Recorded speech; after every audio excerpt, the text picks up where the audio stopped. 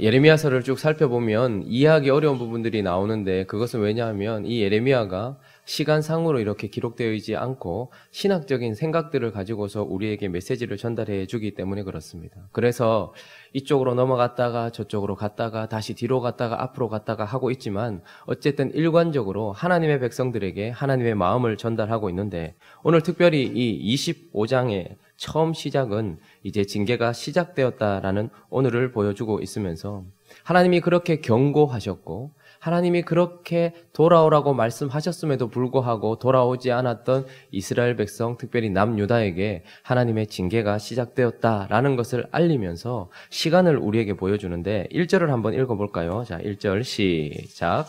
유다의 왕 요시야의 아들 여호야김 넷째 해 곧 바벨론의 왕 느부갓네살 원년에 유다의 모든 백성에 관한 말씀이 예레미야에게 임하니.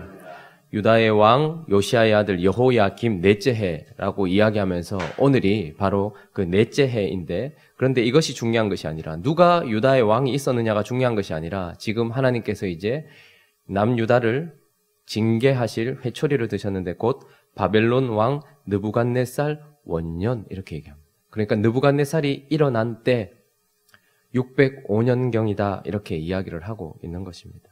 이때는 이 605년경에는 그렇게 강력한 힘을 발휘하고 있었던 이집트가 이 느부갓네살의 군대에 의해서 완전히 대파되는 일이 일어나고, 150년 동안 이어져 왔던 아시리아 제국의 모든 권력들이 깨어지면서 느부갓네살이 바벨론의 왕이 될 뿐만 아니라 아시리아 전역의 패권을 차지했을 뿐만 아니라 근동 전체의 패권을 차지하게 되면서 결국은 그가 하나님의 회초리로서 일어났다라는 것을 우리에게 보여주고, 그리고 오늘은 이제 그 징계가 드디어 시작되었다라는 것을 말해주고 있는 것입니다.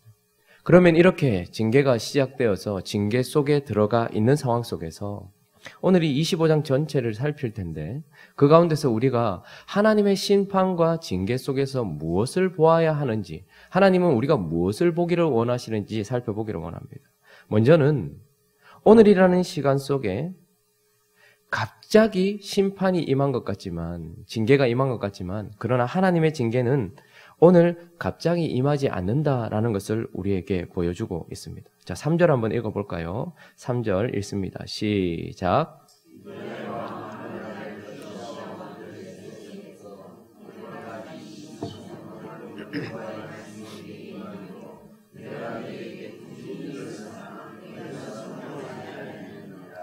아몬의 아들 요시야 왕 13째 해는 예레미야가 하나님의 부름을 받아서 선지자 역할을 하며 말씀을 선포하기 시작되었던 때였고, 그리고 오늘은 23년이 지난 시간, 그동안 꾸준히 하나님의 말씀을 계속해서 전하였고 경계하였고 23년 동안 하나님의 말씀을 끊임없이 선포했었다라고 이야기를 하고 있는 것입니다. 그러면 이 심판이 시작된 오늘은 무엇입니까? 23년 전부터 지금까지 경계해왔고 경고해왔던 일의 결과다라는 것입니다. 저는 목사다 보니 어려운 일을 당한 많은 사람들을 만나게 됩니다. 대부분의 10중 8구는 자신에게 찾아온 그게 징계일 수도 있고 하나님이 그분을 좀 더 높은 수준으로 끌어올리기 위한 수단일 수도 있겠지만, 어떤 어려움이 폭풍처럼 찾아왔을 때 10중에 8구는 다 이렇게 얘기합니다. 갑자기 생각지도 못했는데, 이렇게 이야기를 합니다. 그러나 하나님은 우리의 생각과 다르게 말씀하십니다. 아니, 나는 계속해서 말씀해 왔고 나는 계속해서 경고를 해왔다라고 이야기를 하는 것입니다. 받아들이는 우리의 입장에서는 갑자기라고 생각할지 모르겠지만, 하나님의 심판은 지금 23년 전부터 예레미야가 말했고 그 전에도 이미 말하고 있었고 수많은 선지자들이 계속해서 끊임없이 말하고 있었던 일의 결과다라는 것입니다. 혹시 하인리 법칙이라는 말을 아시죠? 어떤 큰 대형 사고가 일어나기 전에 최소한 29번의 유사한 경미한 사고가 일어납니다. 그리고 최소한 300회 이상의 징후가 있다고 얘기하죠.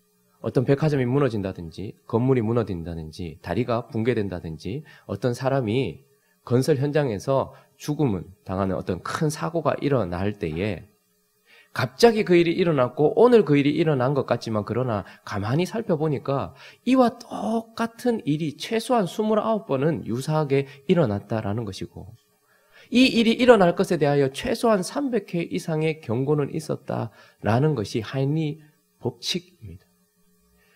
꼭 29, 300이라는 말이 똑같이 적용되지는 않겠지만 법칙이라는 말을 쓸 만큼 거의 유사하다라는 것을 보게 됩니다.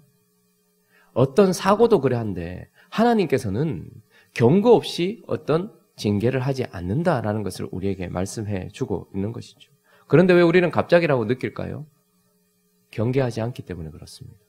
하나님의 말씀이 예레미야를 통하여서 그리고 4절에 보면 그들이 순종하지 아니하였습니다. 그러니까 하나님께서 그러므로 입을 닫으셨다 이야기하지 않고 그러므로 여호와께서 그의 모든 종 선지자를 너에게 끊임없이 보내셨다라고 얘기합니다. 23년간 예레미야가 사역하기 전에도 이미 있었지만 예레미야도 그리고 그 당시에 하박국 많은 선지자들이 날고 기는 우리가 봤을 때는 대단한 선지자들이 끊임없이 말해 왔음에도 불구하고 경계해 왔음에도 불구하고 그들은 돌이키지 않았고 순종하지 않았고 특별히 그들의 잘못은 무엇이냐면 무관심이었다라는 것입니다. 10절에 보면 그들이 심판받은 오늘의 상황을 보여주고 있는데 그들 중에 기뻐하는 소리, 즐거워하는 소리, 신랑의 소리, 신부의 소리, 맷돌 소리, 빛이 있었다 이야기합니다. 이건 그들이 누리고 있는 오늘입니다. 하나님의 지붕 안에서 하나님의 은혜 때문에 누리고 있는 이 오늘 속에서 기쁨과 즐거움이 있었지만 사실은 하나님은 이 속에 끊임없는 심판의 메시지를 주시면서 정신을 차리라고 말했는데 그러나 끝까지 돌아오지 않았던 그들의 무관심과 부주의가 결국 오늘이라는 이 시점에 그의 요시야의 아들 여호야김 넷째 해에 바벨론 왕이 드디어 원년이라는 말을 쓰면서 일어나 605년부터 1차 포로가 시작된다라는 것입니다. 또 한 가지 하나님의 징계와 심판 속에서 우리가 보게 되는 것은 그 심판에는 정해진 기간이 있더라라는 것입니다. 11절 한번 읽어볼까요? 자, 11절 있습니다. 시작.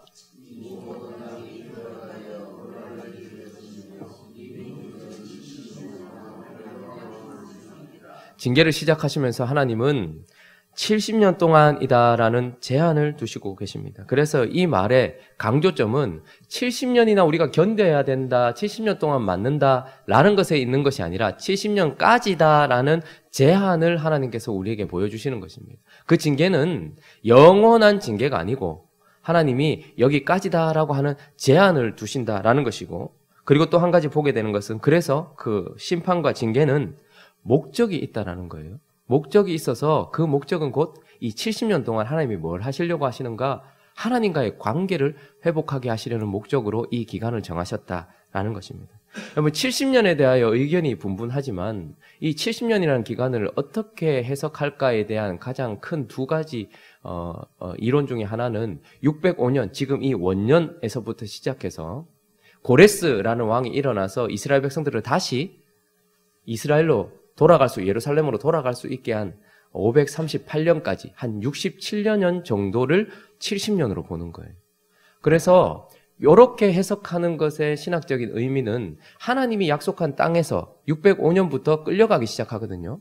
그래서 바벨론에 끌려갔고 이제 538년에 다시 하나님이 약속하신 땅으로 돌아가기 시작하거든요. 그러니까 이런 관점으로 봤을 때에 하나님의 징계는 하나님의 약속의 땅에서 끌려갔다가 하나님의 약속의 땅으로 다시 오게 되는 요 67년가량의 요 시점을 하나님이 말씀하시는 70년이다 이렇게 이야기를 하는 이론이 있습니다. 일리 있는 말이죠.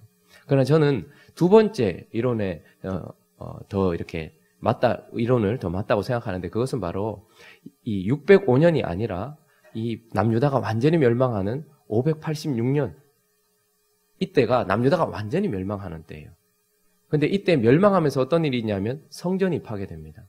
586년은 남유다가 망했다 이것만이 아니라 그때 하나님의 임재를 상징하고 하나님과의 교제를 상징하던 그 성전이 완전히 무너지던 해가 바로 586년이죠. 그런데 538년에 다시 돌아오게 되었고 536년에 성전 건축이 시작돼요. 그리고 516년에 드디어 성전 건축이 완성이 돼요.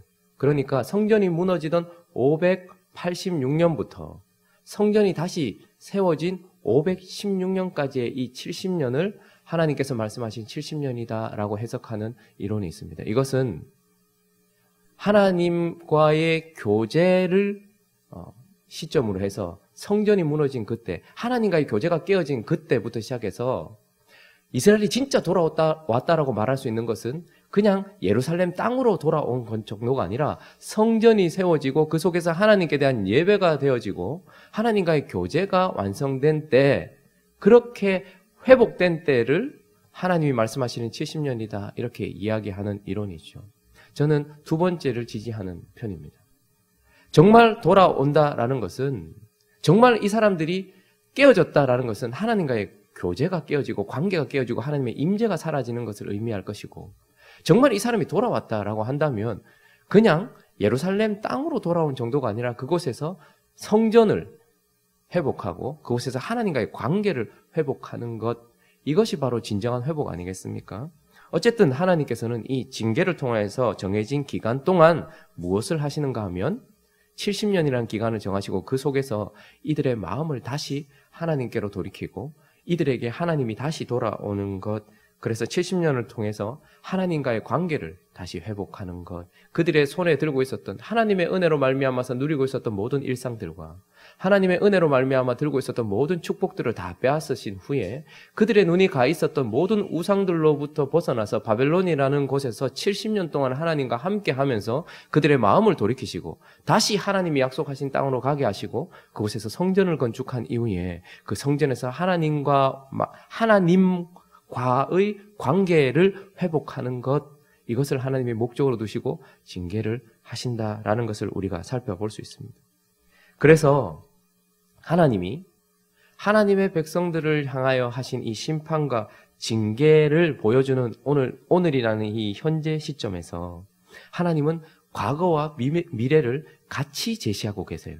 하나님이 오늘 바벨론 왕 느부갓네살 원년이라고 얘기하면서 드디어 심판이 시작된 오늘을 제시함과 동시에 하나님은 뭘 우리에게 또다시 보여주고 계십니까? 뭘 보게 하십니까? 바로 우리의 과거인 것입니다. 그래서 그 과거를 돌아보면서 뭘 보게 하시는 거예요?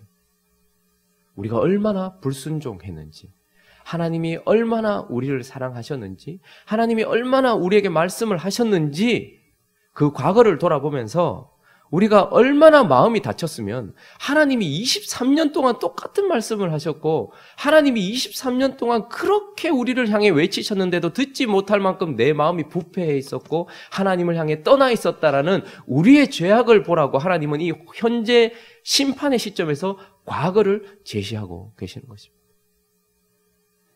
뿐만 아니라 하나님은 미래도 제시하고 계시는 것입니다.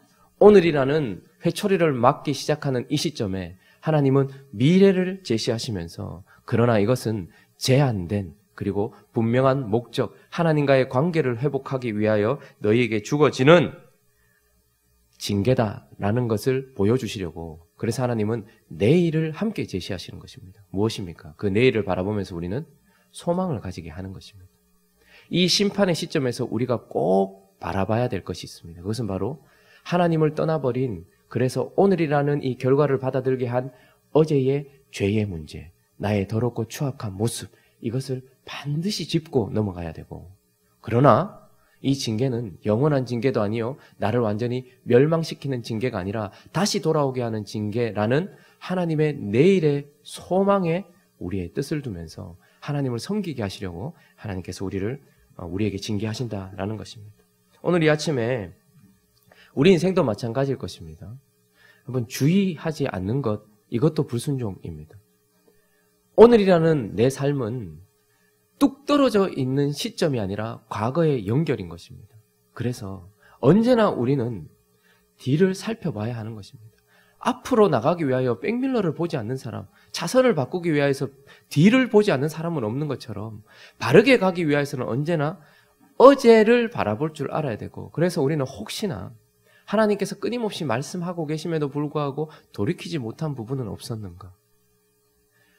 우리를 징계할 바벨론이 건강의 문제로 찾아올 수도 있고, 관계의 문제로 찾아올 수도 있고, 어떤 사랑하는 사람을 잃어버리는 그런 모습으로 찾아올 수도 있고, 아니면 물질을 잃어버리는 모습으로 찾아올 수 있지만, 어떤 징계가 내게 찾아오는 이 시점은 갑자기 내게 온 것이 아니라 하나님이 끊임없이 내게 말씀하셨기 때문이다라는 거예요.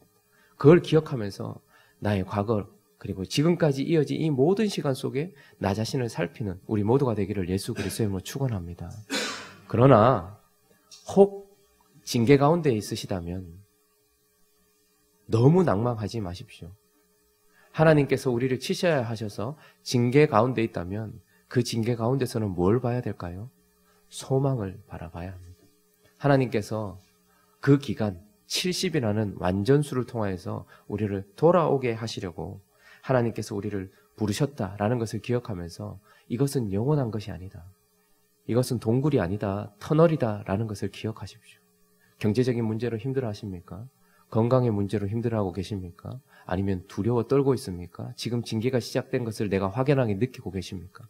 그러면 이것은 동굴이 아니고 지나갈 터널이다라는 소망을 마음에 붙으십시오. 그러나 한 가지 기억하십시오. 이 가운데서 이 문제를 해결하는 것이 우리의 최고의 숙제가 아니라 하나님과의 관계를 회복하는 것. 그들이 바벨론으로 끌려가서 바벨론을 무너뜨리는 것이 그들의 최고의 숙제가 아닌 것입니다. 하나님은 그곳에서 하나님과의 관계를 회복하자라고 하시는 것입니다. 내가 건강의 문제든 물질의 문제든 관계의 문제든 내 신앙의 문제든 내 마음의 문제든 영적인 문제든 하나님이 징계의 회초리를 드셨다면 그것을 해결하는 것은 하나님께 있는 것입니다.